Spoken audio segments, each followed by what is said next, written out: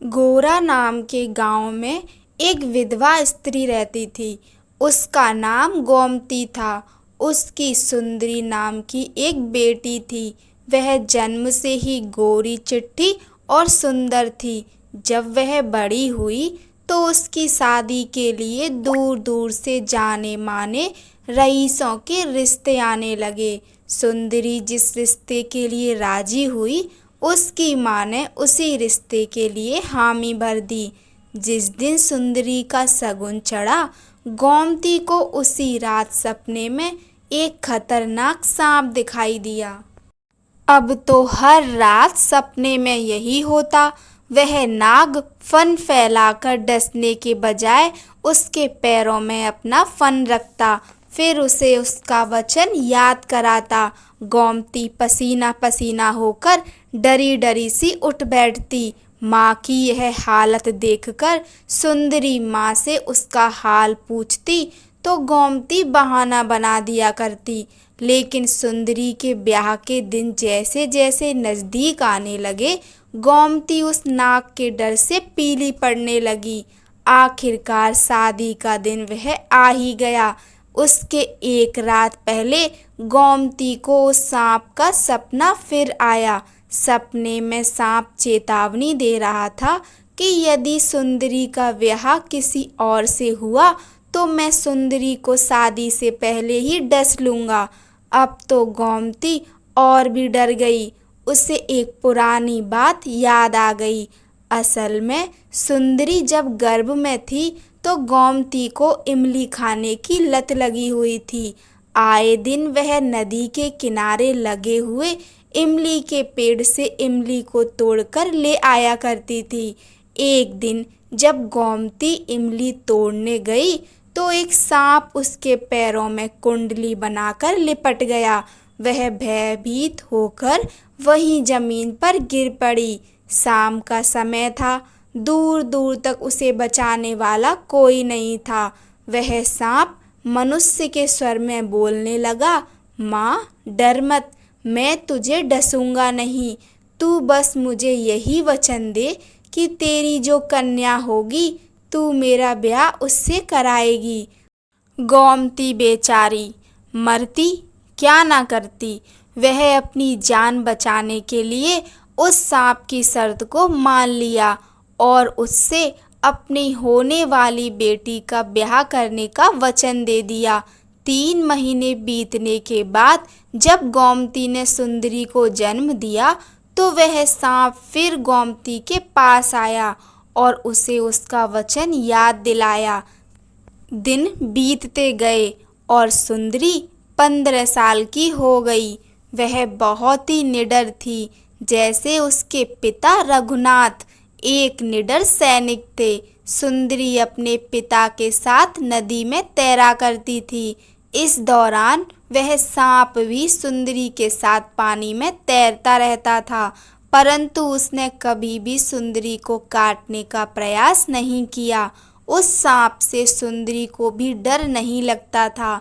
लेकिन पिछले साल सुंदरी के पिता गुजर गए। पिछले साल मूसलाधार बरसात की वजह से नदी में भीषण बाढ़ आई। उस बाढ़ में रघुनाथ ने कई लोगों की जान बचाई, किंतु खुद प्रचंड नदी के प्रभाव में समा गए। गांव वाले रघुनाथ के उस परोपकार को नहीं भूले थे।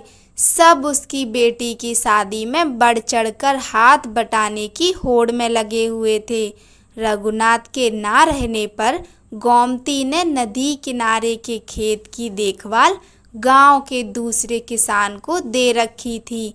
वह स्वयं ना तो कभी उधर जाती थी और ना ही सुंदरी को जाने देती थी।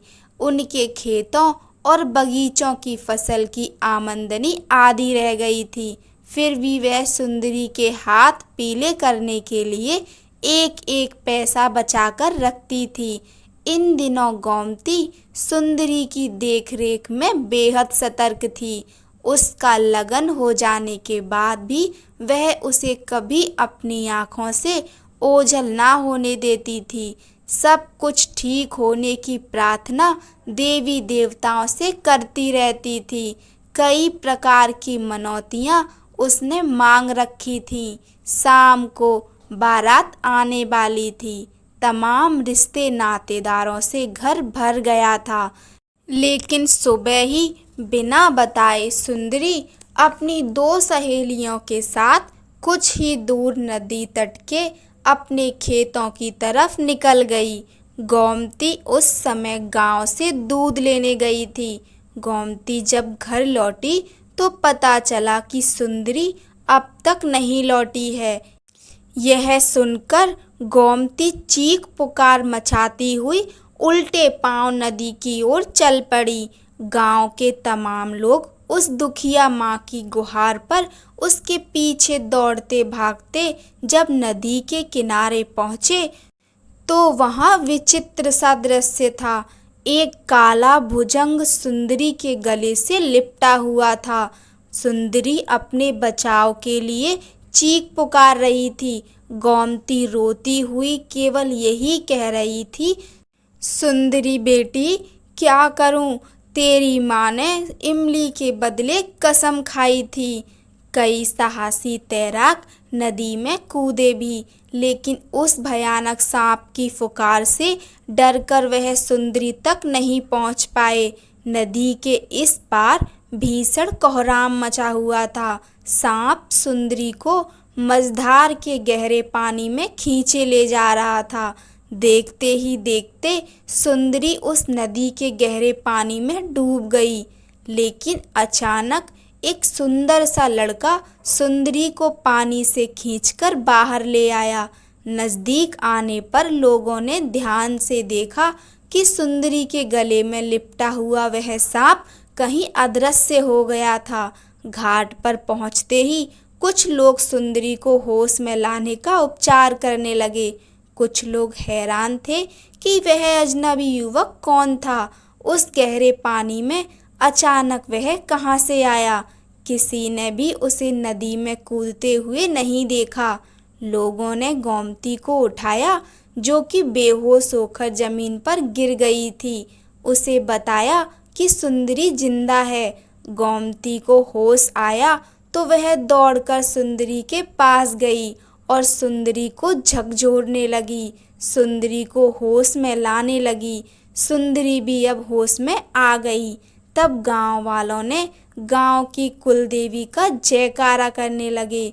सुंदरी की जान बचाने वाले युवक को कुछ नौजवानों ने अपने कंधे में बिठा लिया और उसकी जयकार करने लगे। हालांकि उस युवक को देखकर सभी हैरान थे। वह एक अजनबी युवक था जो अचानक से नदी में सुंदरी को बचाते हुए बाहर आया था। लोगों ने उससे पूछा कि तुम कौन हो? तब उस युवक ने गांव वालों को बताया कि मैं एक तपस्वी के श्राप से सांप बन गया था। आज मैं उस श्राप से मुक्त हुआ हूँ। बहुत समय पहले मैं एक जंगल में अपने दो साथियों के साथ शिकार पर गया था। एक बूढ़ा तपस्वी वहाँ एक बट वृक्ष के नीचे तपस्या कर रहा था। पशु पक्षियों के हाहाकार से जैसे ही उसके नेत्र खुले, मैं उसके सामने ही था। मेरा तीर जिस हिरण को लगा वह उस तपस्वी के पास ही दम तोड़ रहा था। तपस्वी ने क्रोध में मुझे श्राप दे दिया। उस तपस्वी ने कहा कि मैं बेजुबान प्राणियों का वध कर रहा हूँ, जबकि प्रकृति ने खाने के लिए फल फूल, साग सब्जी और अनाज के भंडार दिए हैं।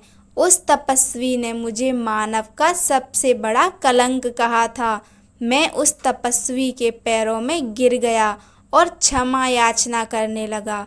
तब उन्होंने श्राप से मुक्त होने के लिए मुझे उपाय बताया कि मेरी पूर्व पत्नी जब एक युवती के रूप में मेरे पास आएगी और मैं उसे जैसे ही स्पर्श करूंगा, मैं श्राप मुक्त हो जाऊंगा। यह सुंदरी नाम की युवती और कोई नहीं, मेरे पूर्व जन्म की पत्नी है और इसके स्पर्श से ही मैं श्राप मुक्त हुआ हूँ।